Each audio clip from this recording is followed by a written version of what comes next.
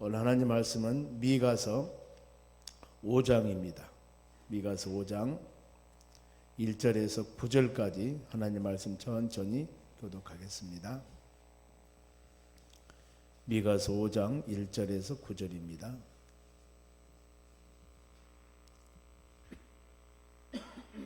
제가 먼저 1절 읽겠습니다.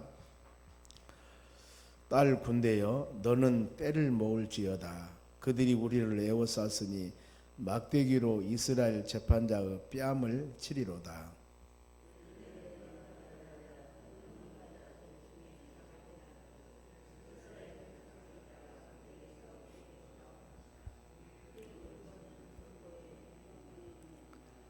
그러므로 여인이 해산하기까지 그들을 붙여 두시겠고 그 후에 그의 형제 가운데 남은 자가 이스라엘 자손에게로 돌아오리니.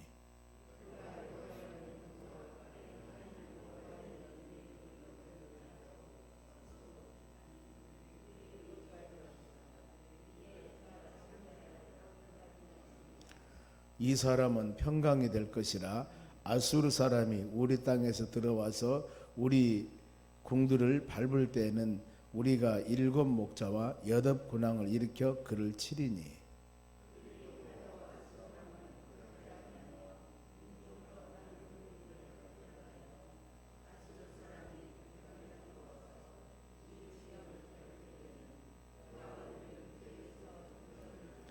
야곱의 남은 자는 많은 백성 가운데 있으리니 그들은 여호와께로부터 내리는 이슬 같고 풀 위에 내리는 단비 같아서 사람을 기다리지 아니하며 인생을 기다리지 아니할 것이며.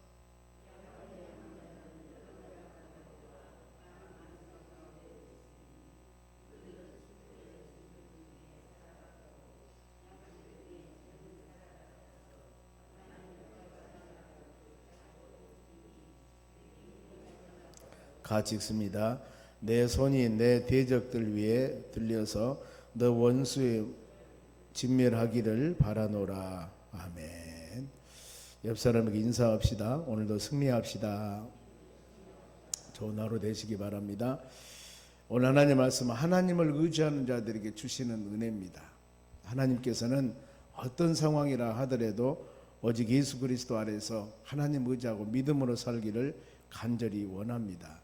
오늘 우리가 이 말씀 묵상하면서 하나님, 오늘 하루도 하나님의 돌보심과 하나님의 은혜 안에 살기를 원합니다. 혹시라도 우리의 신앙이 하나님을 조금 멀리 있다면 주의 품 안에 돌아와서 믿음으로 살 수 있도록 끊임없이 기도할 때 하나님의 양팔을 벌리시고 우리를 안아주시고 때에 따라서는 회개할 때 용서해 주시고 하나님 원하는 바른 길로 인도해 주실 줄로 믿습니다. 믿음이라고 하는 것은 히브리서 11장 1절에 바라는 것들을 소망이요 보이지 않는 것들을 증거라고 그랬습니다. 그래서 믿음 그러면은 앞에 대질 하나하나 모든 일들을 하나님 말씀 믿고 나가는 것.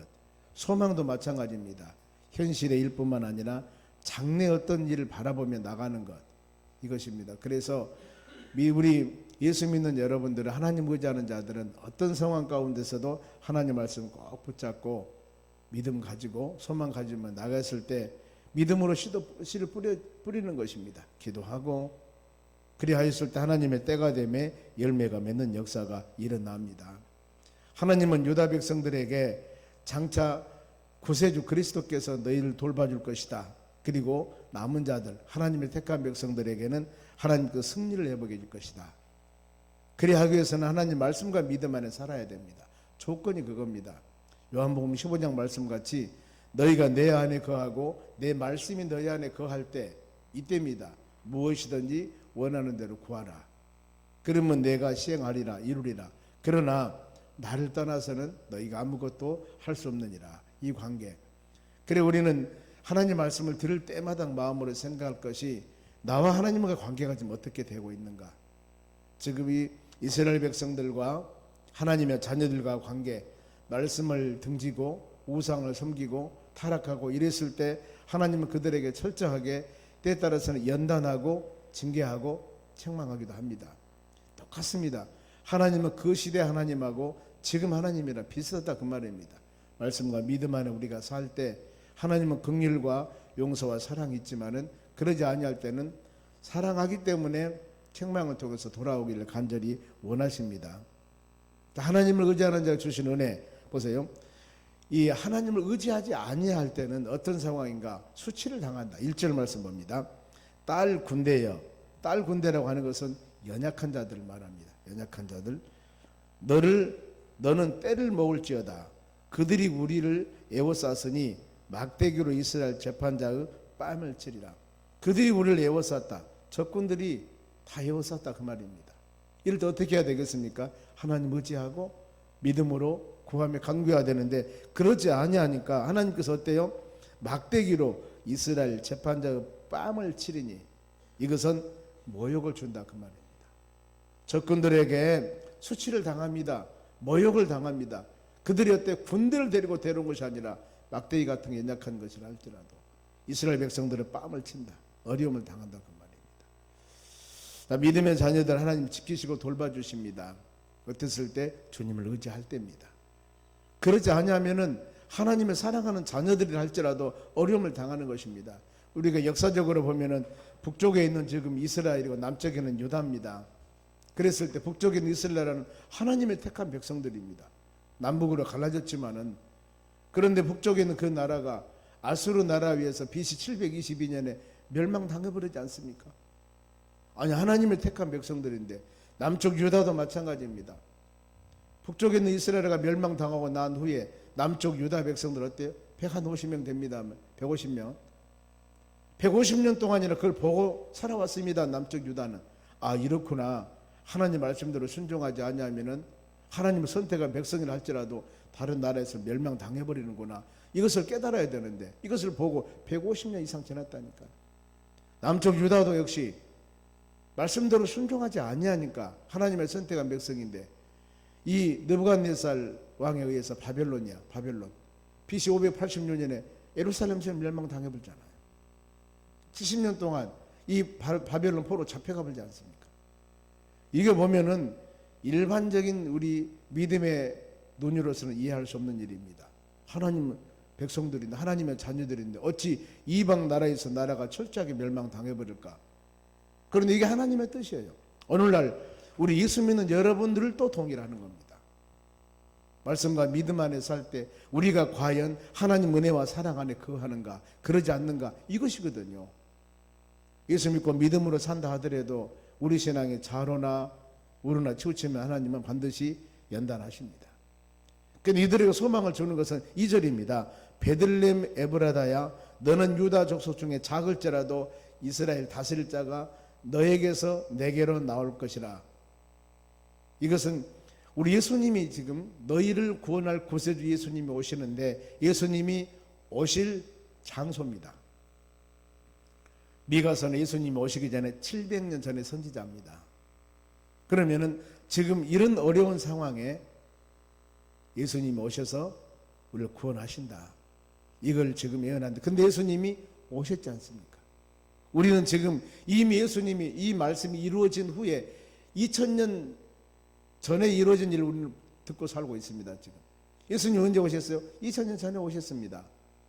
그러니 이 지금 미가 선지자가 예언했던 그 사건들은 이미 2000년 전에 이루어진 거예요. 지금 우리는 이 시기에 하나님 말씀이 1.1핵도 변함없이 이루어진다 하셨는데 하나님 말씀을 다 이루시는구나. 이 시대에 지금 살고 있습니다. 그래 모든 하나님의 말씀은 진리의 말씀은 우리는 그대로 믿고 믿음으로 나가고 비전과 꿈을 주었을 때 말씀에서 그것도 역시 이루어질 것을 확신을 가져야 되는 겁니다. 유다 나라가 작을지라도 베들레헴 예수님께서 아주 그 촌구석이죠. 이런 곳에서 태어났습니다. 만왕의 왕으로 오신 예수님께서 그때 당시 예루살렘 성이 제일 큰 성이니까 이런 곳에서 왕궁 어디 옆에서 이렇게 태어나야죠. 수많은 사람들이 보는 곳에서 만왕 왕으로 오신 분인데 그런데 성경은 그렇게 말씀 기록하고 있지 않습니다. 예수님께서는 연한 풀과 같이 나약한 모습으로 베들레헴 마구간에 태어나셨습니다. 말씀을 이루심입니다. 그래서 고린도 15장 말씀 보면은 부활장에서 이렇게 말씀합니다. 성경대로 태어났고 성경대로 죽으시고 성경대로 부활하십니다. 성경대로 죽으시고 성경대로 부활하시고 우리는 하나님 말씀에 베들레헴에서 태어난다 했기 때문에 우리 예수님은 그곳에서 태어나야 됩니다. 예수님은 어디 살았습니까? 저 위에 갈릴리 옆에 나사렛에 살았습니다. 우리 같으면 지금 인천 정도 된다니까요.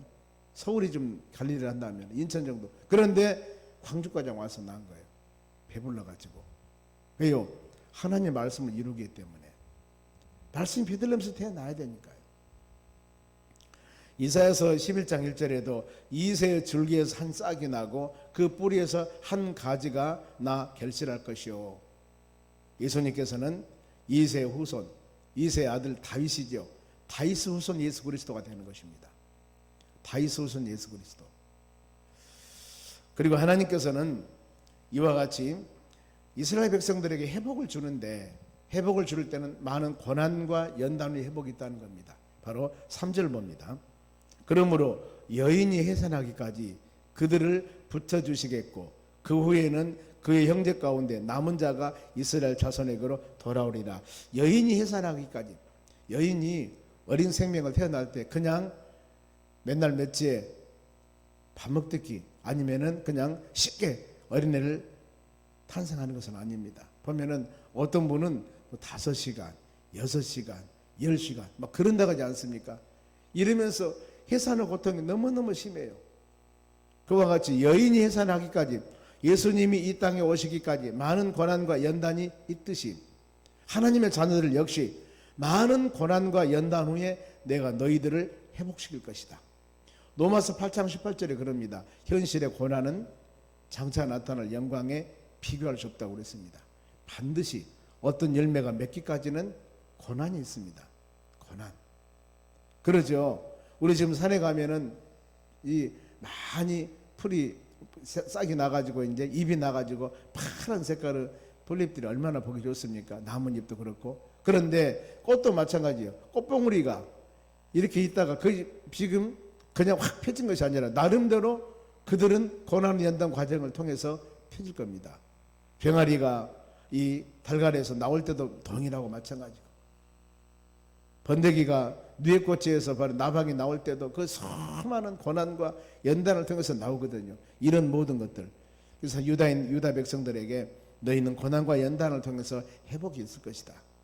바벨론 나라 70년 포로생활을 하고 난 후에 돌아와서 하나님 성전 짓고 믿음으로 살아갑니다만 우리의 삶도 동일합니다.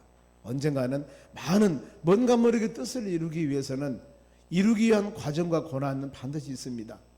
그냥 남이 심어놓은 거 과일 나면 따먹는 것이 아니라 그 과일을 생산하기까지는 그 농부는 나무를 심어서 관리했고 농약도 주었고 벌레도 잡아줬고 그렇기 때문에 그 열매가 맺고 과일이 우리가 사서 먹는 것입니다. 그냥 사서 먹는 것 같지만은 이것을 가꾸는 농부는 얼마나 고생했을까 합니다.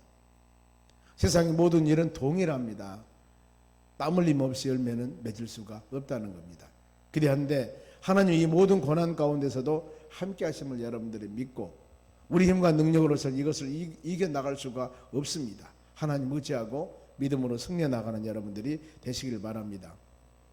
그러면서 이제 하나님께서 하나님의 택한 이스라엘 백성들을 통치 다스리는데 어떻게 다스릴 것인가? 4절 같이 읽습니다.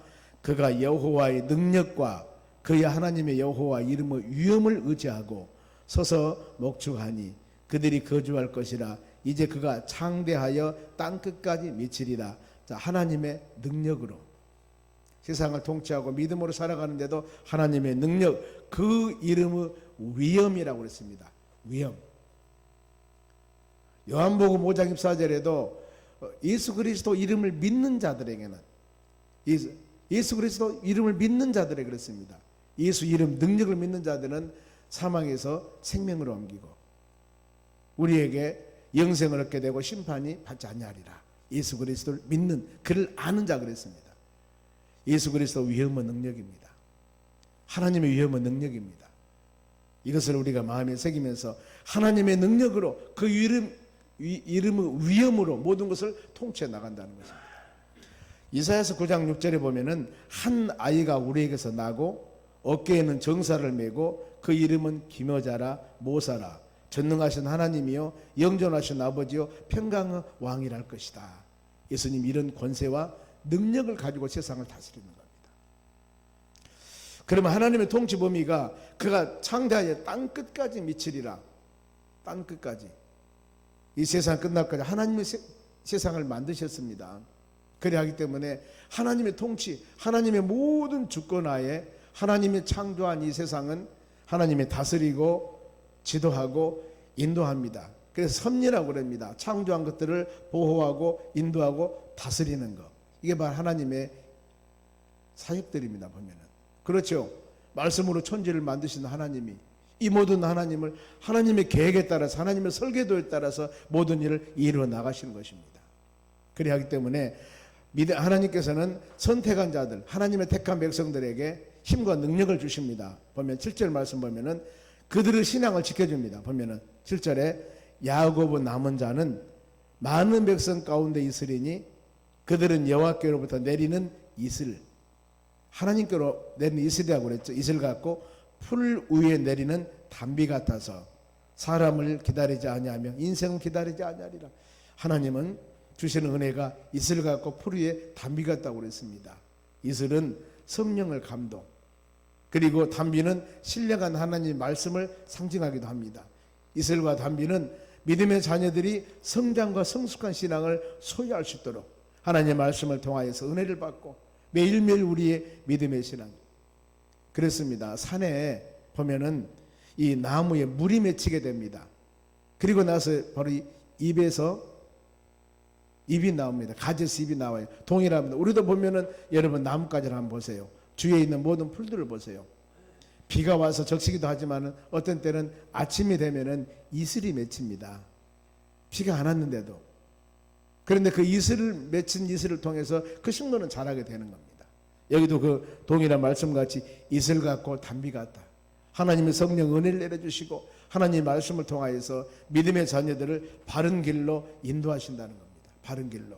그리고 강한 힘과 능력을 주신다는 겁니다. 8절 말씀 보면은 수풀에 짐승 중 사자 같고 양떼 중에 사자 같아서 그 사자가 나가면은 밟고 찌키리니 구원할 자가 없을 것이요 하나님의 강한 힘과 능력을 가지고 다스릴 수 있는 권능을 줍니다. 그러면서 9절에 너희 원수를 전부 다 진멸시킬 것이다.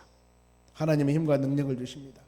그래서 우리는 영적인 전쟁에서도 성령의 전신갑주를 입고 여러분들 이 하루도 믿음으로 승리하는 하루가 되시기를 바랍니다. 그러면서 하나님은 믿음의 자녀들에게 부탁하기를 어떤 상황이라 하더라도 하나님만 의지하고 하나님 말씀 믿고 믿음으로 살아라. 그리 하려면은 세상 것들이 미워가고 세상 방법을 가지고 살아가지 말라고 그랬습니다. 10절 말씀 보세요. 여호와께서 이르시되 그 날에 이르러 내가 너희 군마를 너희 가운데서 멸절하며 너희 병거를 부순다. 군마라고 하는 것은 빨리 달리는 말을 말합니다.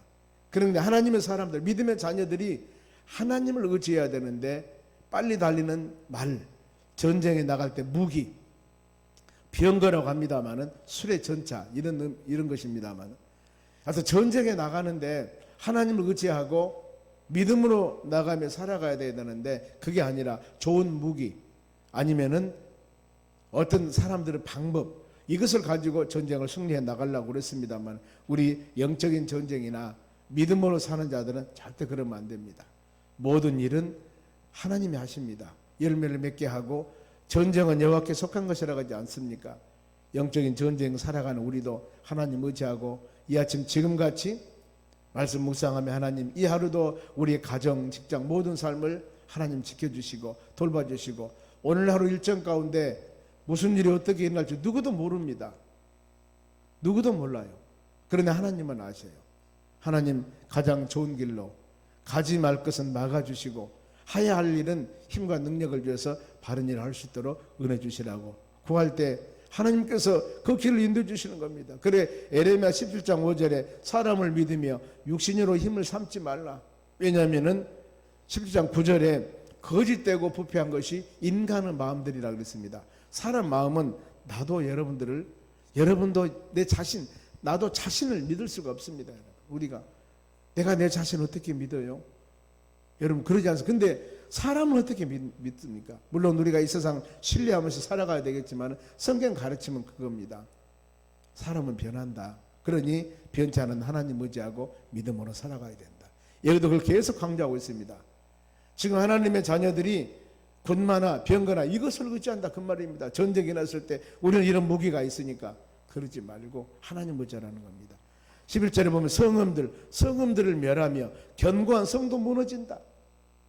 하나님 의지하지 아니한다면 백성들은 하나님보다 이때 당시에는 성을 더 의지했겠어. 견고한 성 무너지지 않습니까? 예루살렘 성도, 더 나가서 여리고 성도, 이 성이야말로 누구도 점령할 수 없다고 그러는데 여리고 성 무너진 거 보세요.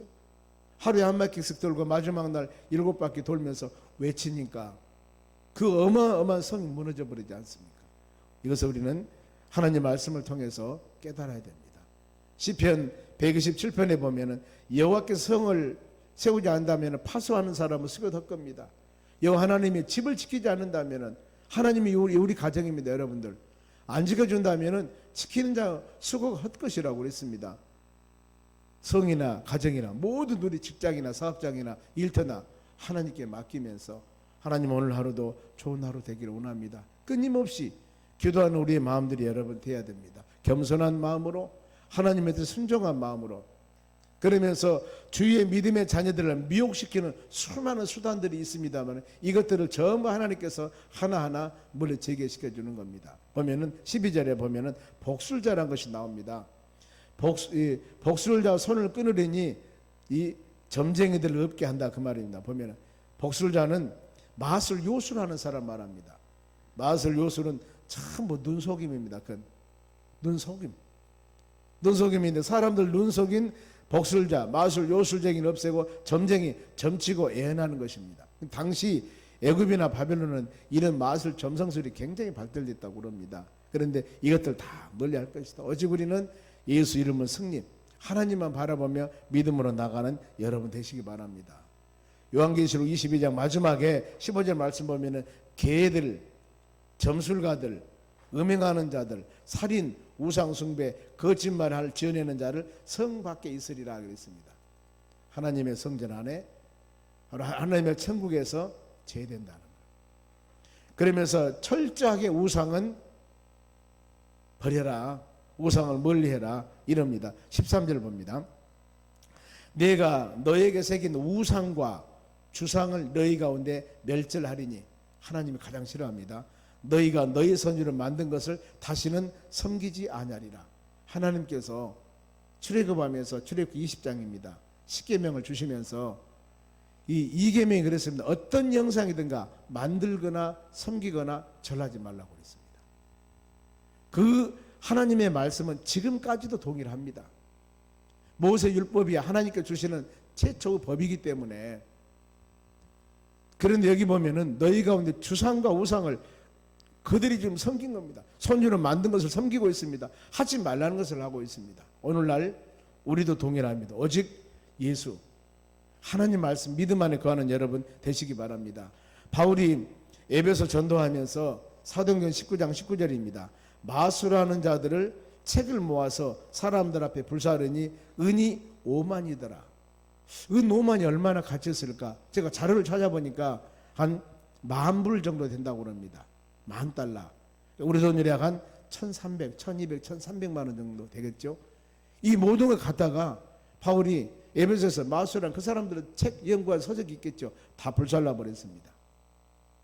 로마서 1장 23절에도 하나님의 영광을 사람과 새, 짐승, 동물의 모양으로 바로 우상으로 바꾸었느니라. 바울이 지금 로마 교인들에 보낸 서신에서 그들의 신앙이 오직 하나님 영광 돌리며 하나님 경배 찬양하며 믿음으로 살아가야 되는데 그들이 하나님의 영광을 우상으로 바꿨다. 그걸 책망하고 있습니다. 보면 가톨릭이 전형적인 어떤 형상을 만들어서 섬기고 하지 않습니까? 이건 여러분 잘못된 겁니다. 우리도 교회 내에서 어떤 형상도를 섬겨서는 안 돼요. 오직 하나님, 오직 하나님. 예수 그리스도 바라보면 믿음으로 형상 만들지 말아야겠는데 그 형상을 만들어 놓고 그 형상 아래서 절을 하고 섬기고 이건 바로 여러분 올바른 게 아니라 그 말입니다. 그리고 우상대처 14절 마지막 두 번째입니다마는 내가 또 아세라 목상을 빼어버리고 그랬습니다. 빼다 그 말은 뽑다, 건절해버리다. 하나님의 철저히 배격시킵니다. 성읍을 멸할 것이다.